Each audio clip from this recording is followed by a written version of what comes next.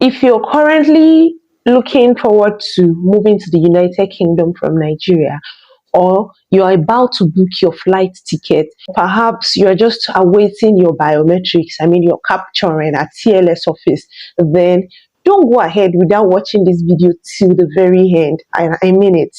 So once again, my name is Bimbo. I'm a Niger trained pharmacist who just moved to the United Kingdom.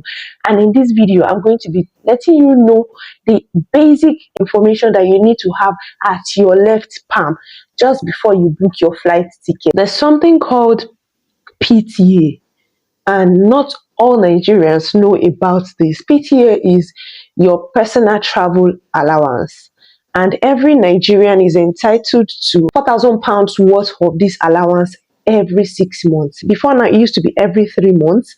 So if you want to travel outside Nigeria to anywhere where you need to take an international flight, then you could just walk into your bank, speak with your account officer, and ask about the criteria to get your PTA. But not many people are aware. So you just imagine converting naira to pounds to make like £4,000. If you're converting naira to £4,000 at CBN rate, you're going to be saving over 1 million naira. Unlike if you want to go and convert that same amount using the black market rate. I don't know if you understand what I'm saying. Let's say, for instance, you have 4 million naira and you want to convert it to pounds, and you go to Aboki Bureau de Change. The amounts, let's say if you're very lucky, they can convert it at 940 naira per pound, or some of them will even do as high as 950 naira per pound. If you now convert that your 4 million to pounds, you know how much that will give you. As at today, when I checked my phone now, CBN rate of naira to pounds is 570 naira. So imagine if you are converting 4 million to pounds using the CBN rate. Imagine how much money you'll be saving. So it's best you walk into your bank, find out from your account officer how you can get your personal travel allowance, and you're entitled to it twice every year. So there are some criteria you need to meet. I know of having a return ticket. So there's a way to go about these things. Please find out from people who know better. Like, we weren't able because we got to know about it much later, and we had to give them a notice of a few weeks before we could access that fund. So we didn't utilize our PTA actually, and I don't want you to also miss out on this big offer. So the second thing I want to talk about is the one that happened to my very close friend. So this my friend is resident in France, and she has left Nigeria for quite some time now, about 8 years thereabouts. But then she still operates a Nigeria bank account, and she still has a MTN number. So recently we got talking, and she told me she was scammed, and I asked her how, and she told me that okay, because she hasn't been home in a while, our SIM card, that's our MTN line, has not been linked to our NIN. And then our bank account is still running, but she got a debit alert of like 80,000 naira, which she had not made the transaction. So when she noticed that foul play, she quickly withdrew her money and left like 9,000 naira balance in her account. But surprisingly, this evil person went ahead to still recharge 5,000 naira and then another 4,000 naira, leaving her with 300 and something naira balance. And this person didn't stop at that. The person went ahead to still recharge 200 naira airtime, leaving her with like 100 and something in her account balance. And when she called the account officer, she was made to understand that a SIM card was sold to another person because a SIM card has not been linked to her NIN. And this actually happened to me too. Like, just a few hours before our departure, my husband told me about retaining my MTN SIM card, that I had to press some codes and then retain it, and they deduct like 1,400 and something. And while I tried to do that, that was when they sent me a message that my line has not been linked to my NIN. So now I'm at the risk of what happened to my friend. Obviously, MTN sold this SIM card, this phone number of my friend to another customer.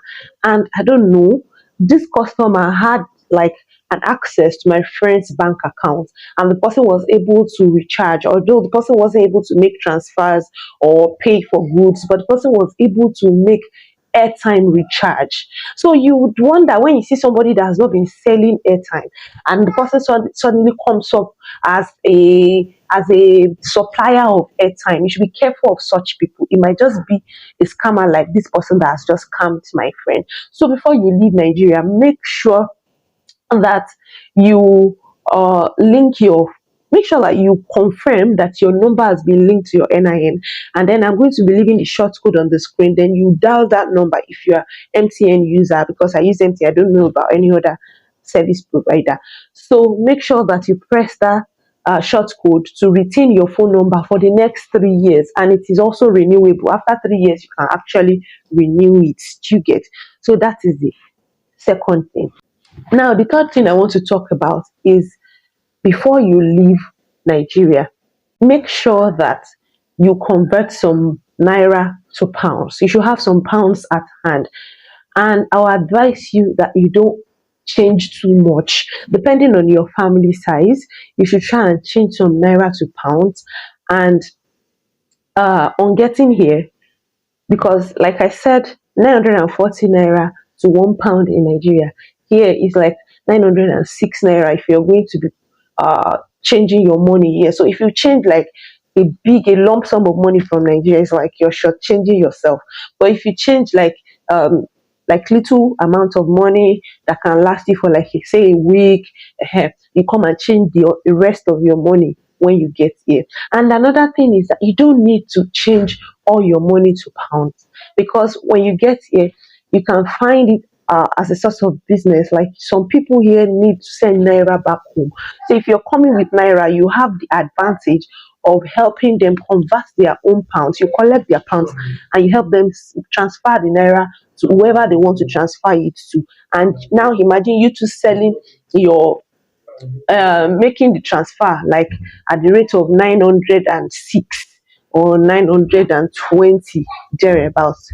It's like a source of income to you. But if you have converted all your naira to pounds, that means you're not making any profit. Do you get me? So the next point I want to raise is that on getting to the airport, if you have kids and you come with lots of luggage, I will discourage you from going to the train station to carry train with your kids. It's going to be very tasky and very overwhelming for you. So there are cabs at the airport. You even see them. Those cab drivers will be asking you, do you need a cab? Do you need a cab? So you don't have to stress yourself going to train station and all that. Another point I want to raise is that people always remember to tell us to get our driver's license from home. Like, I mean, the international driver's license. So if you're back home and you have your driver's license back home, you can actually convert it to collect. You can use it to collect an international driver's license. We paid like 20,000 for each of us, so you can get your international driver's license that is valid here for 1 year. But people don't remember to tell you that this driving license is not enough. Many of the cars here are manual, and also they are right wheeled. Like, all of them, they don't use left wheels here. So you come here, you see right, see, and that's when it will dawn on you that I just collected driver's license. I did not even remember that the way they drive here is different. So I would advise that you learn how to drive manual cars before you leave Nigeria. And then also, you should note that here they are using righty. And if you're using righty, unlike in Nigeria, where drivers on opposite sides of the road don't get to see, they don't get to stay side by side. Here, drivers stay side by side. Like, you're driving, the next driver on the other lane, you're seeing each other like this. So that's one thing that I'm realizing when I got here. It just dawned on me that I don't know how to drive manual. That's one.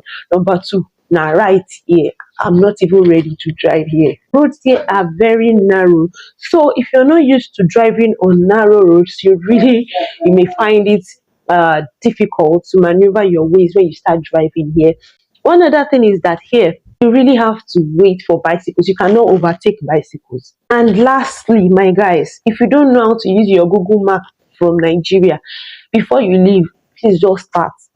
I ought to have started before leaving Nigeria, but I was too busy and I didn't think it was that important until I got here and I found the value of knowing how to use the GPS. Like, you don't really need to know where you are going. I'm not even sure people know their one another's houses here. All you need to do is to just know how to use your GPS. You don't need to master or cram an address. You just have to put it on GPS and just follow the directions. So if you're just seeing my face for the first time, do well to subscribe to my channel and turn on notifications. And if you have watched up to this place, please like and share. Thank you, and I hope to see you in my subsequent videos.